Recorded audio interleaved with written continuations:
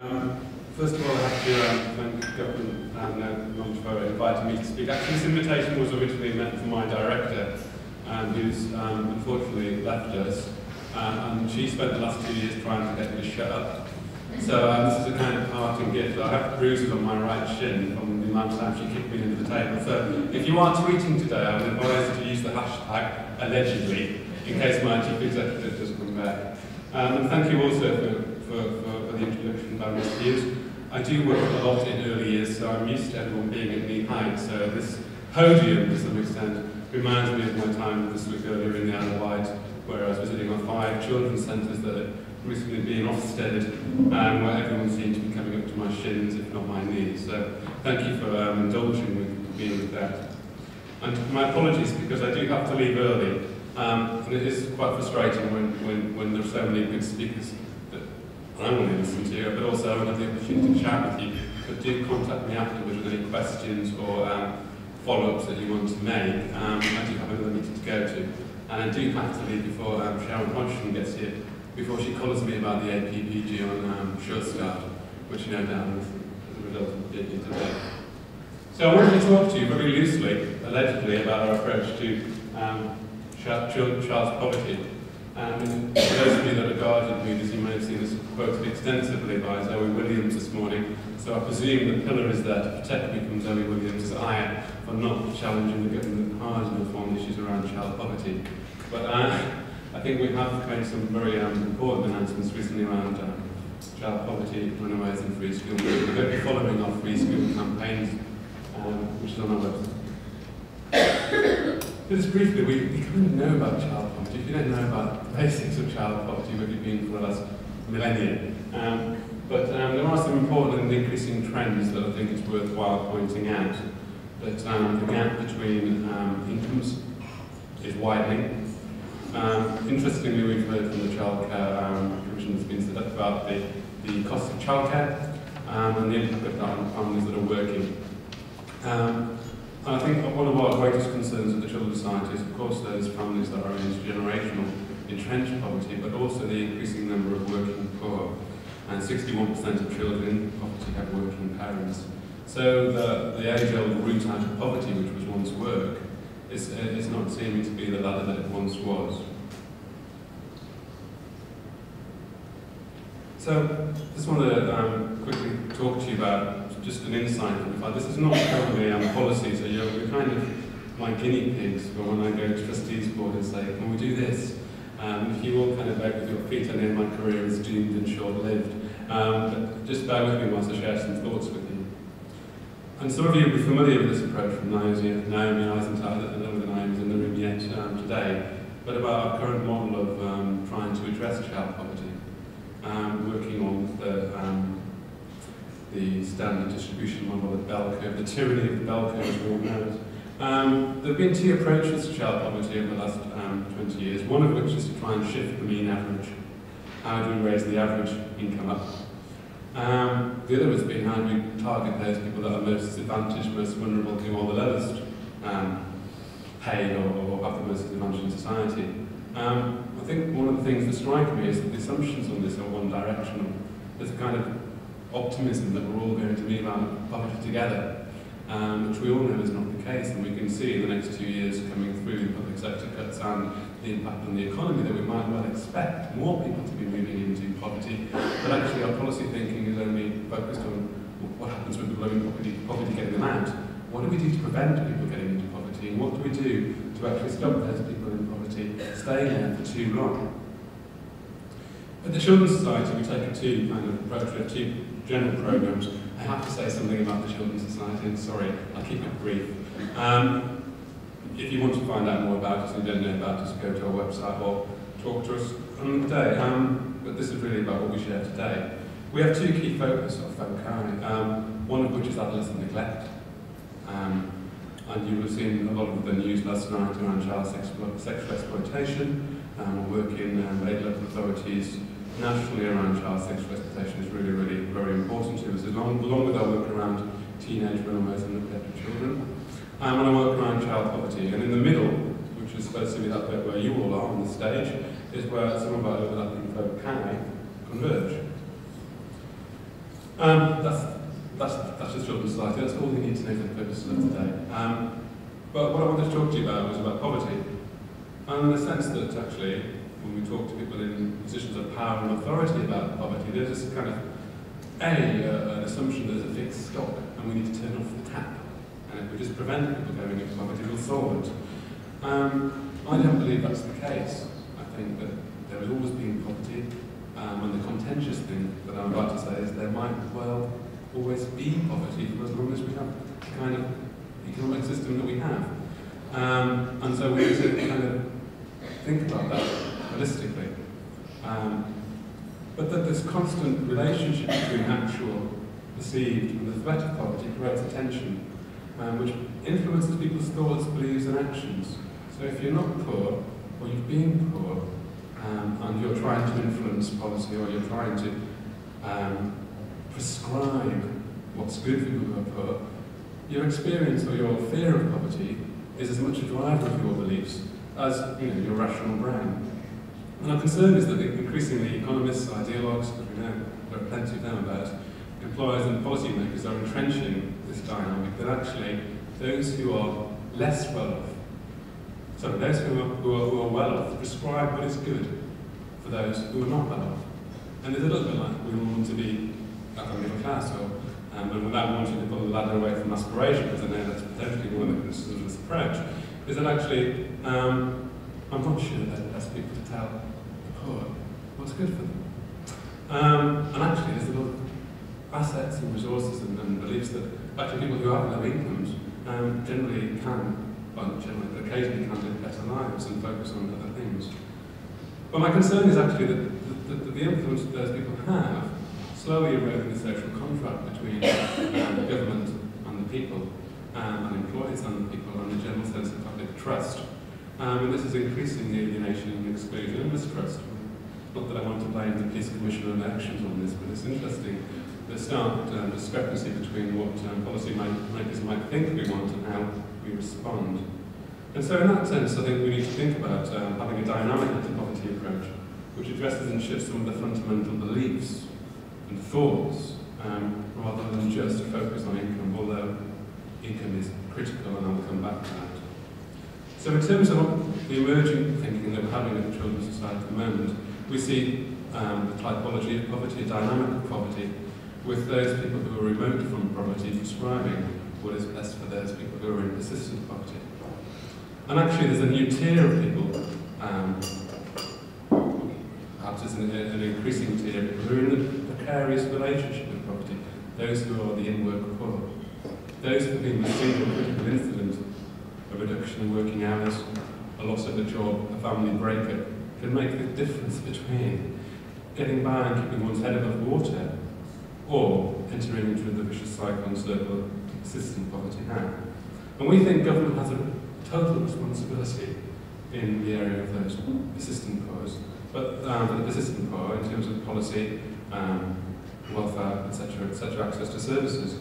But that we as a charity might want to focus both on the persistent from our campaigning's perspective, but on thinking, what is it that prevents those people who have a single critical incident or multiple critical incidents in their lives from entering into that dynamic? And what is it that we can do to help those people who have or give them the capabilities and assets to move out of poverty and away from it completely? And just a quick slide around illustrating some of that. That moving between work and employment is an endemic problem, and it's been rising by 60% since 2006. So we know that people move in and out of work. That creates instability for families and for children.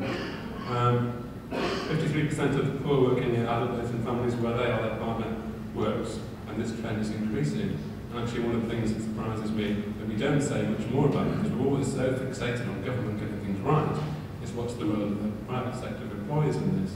Actually, we know that a huge amount of employment is propped up by the benefit state, and actually, in some cases, it may well be a welfare state for employers, where low-paid workers are being propped up by benefits, rather than a welfare state for individuals. But we're not seeming to have that debate, and there seems to be a vast transfer of wealth from taxation into employers, and that prevents them or disencourages them to pay a living wage. There's also a rise in underemployment. I mean, even my own sector, the third sector, the charitable sector, whilst the total headcount has gone down over the last 12 months, actually what's more striking is the increase in part-time working. People are choosing to be underemployed or in part-time employment as a means of not using work completely. That surely has some impact on those families and the experiences and opportunities they have.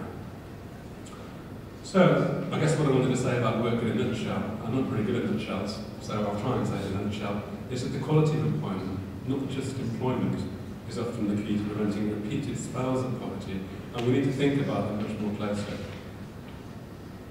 And so, as some of our speakers have talked about today, we mentioned the detachment, mentioned of resilience, mentioned are all key things, and we all know, hopefully, if you know of the Trident Society, about our long-standing interest in well-being and our well-being measures that are out there, and we're currently piloting some of the schools in the Isle of Wight to do an annual survey of well-being among school children. That building assets and resilience base for families is critical, particularly where relationships are significantly important for children's experience of lives and for their capabilities for the future. So, income is critical. You can't talk about child poverty without talking about income. So, I just wanted to flag that, so you don't think we're not concerned about income. But other factors can mitigate the potential impacts and accelerate the shift out of poverty. And if we accept that that churn that we mentioned earlier in precarious work is becoming much more of a pattern for people, we can either choose to ignore that and still talk about poverty as being a fixed stock and as having fixed classes, or we can choose to actively engage in that and think about what the prescriptions are for engaging in that. And part of that, I believe, is about looking at the assets that families have that mitigate some of those shocks, that enable those people who have temporary experiences of employment or underemployment to still live fulfilling lives through that process whilst they move on and move through poverty. And some of those assets include non-tangible things, networks, relationships, access to services and resources in common. One of the examples I would choose to use to illuminate this is when you're working and you have children and one of your child's ill, who looks after that child? Do you have to take a day off work? Do you lose a day's wages? Do you have a friend or a grandparent that you can turn to for help? Because some of those networks are very important. Some of the capabilities are also very, very important. As we've gone really down the route of the choice and contestability approach of reforming public services, they're often premised upon people having decision-making capacities. I was intrigued by the shift in the whole energy debate that we're now going to get 4 tariffs to choose from, and I wondered whether they're not sounded the death knell of choice being at the heart of public service reform. Because actually for many of our families, particularly in the personalisation of age, etc., they do need support around making choices because their cognitive functioning and their ability to make decisions, long-term decisions, and their literacy levels aren't great. And so we do need to think about that a little bit more in terms of building capability amongst families, as well as recognising, I know in my sector, to be honest, training has been one of the first things that have gone during the recession. I can't remember the last training course I would have come to this as a free training session today. But training to lower paid work is even more critical. We know that's being stripped out. So, moving through poverty, resilience, family resilience and children's resilience is critical. So whilst we welcome the Child Poverty Unit's consultation on child poverty, which was launched at one of our children's centres in Lewisham last week, we also need to be careful not to confuse the cause and effect and correlation around child poverty.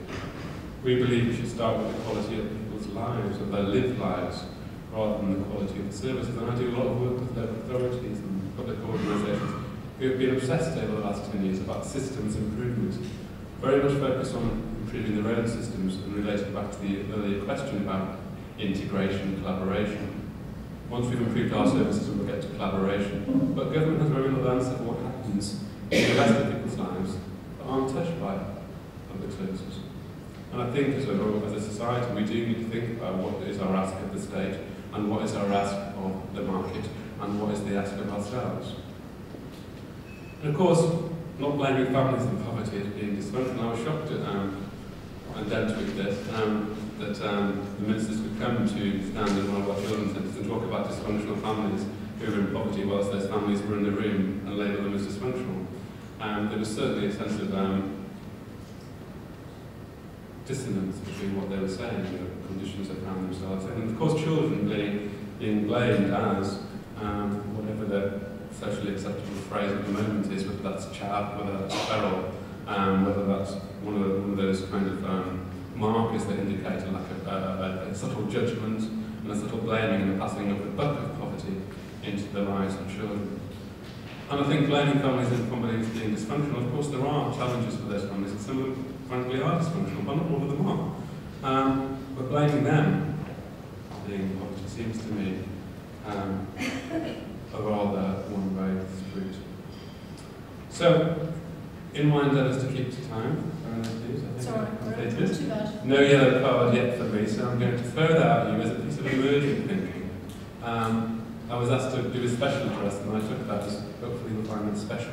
Hopefully you'll find it's a little bit of a provocation for you to think differently about your approaches, and perhaps a challenge back, and I'd be happy to get challenges back from you about where we might go with our child poverty strategy, so that we know we can make a difference for children and young people in the lives that they live, rather than in the lives that we imagine they live. Thank you. Thank you, Rashid. I'm sorry, I couldn't hear that. Jane Corbyn, lead member in Liverpool. Right, okay, thanks. Two things, Rashid. One, you talked about the resilience, which is absolutely critical, which I totally agree with. In terms of what the government is now doing with the bedroom tax, and also the capital benefits, that's obviously going to break up families and they have to move very quickly. So can you make a comment on that in terms of resilience? And also I welcome your saying that you're trying to push people not to stigmatise families and label them, because that's actually something that's holding people down, and it's also stopping people saying what they need to say because they're frightened of this. Thank you, Jane. Yes, take another one here. Okay. Thank you. Sam Spriggs, School Group Support.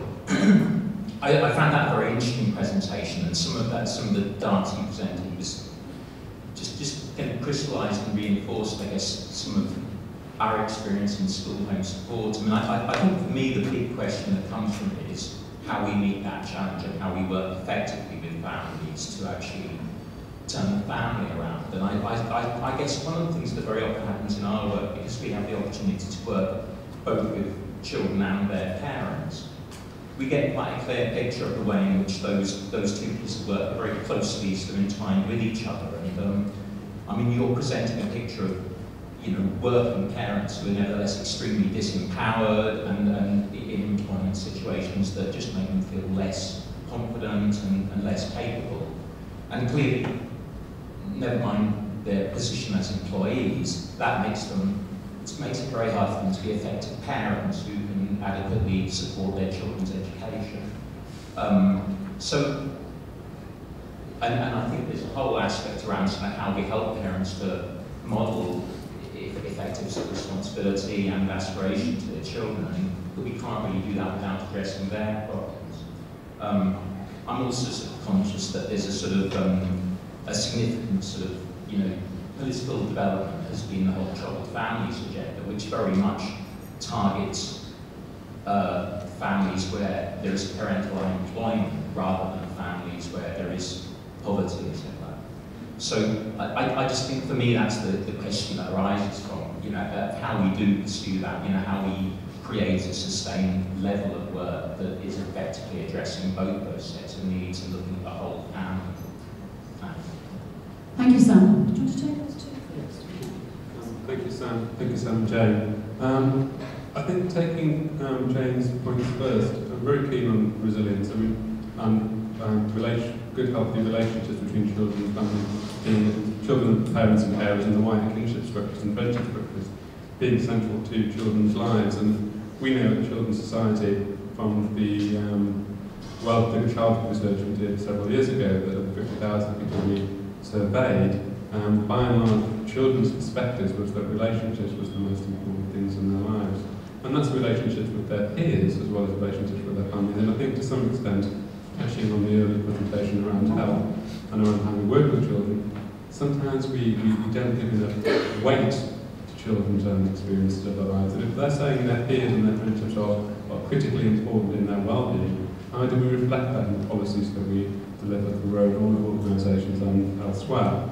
And for families, as Jane said, if you're being decontextualised, if you're being uprooted, as I know some of my own children's classmates are now being moved to Stoke-on-Trent, and we live in central London as part of the housing benefit cut, that's a huge ripping out of families from the context in which they live and the assets, the social assets and social wealth that they've brought up, which to some extent mitigate against some of the harsher impacts of poverty and provide a ladder and a pathway out of which children can move forward.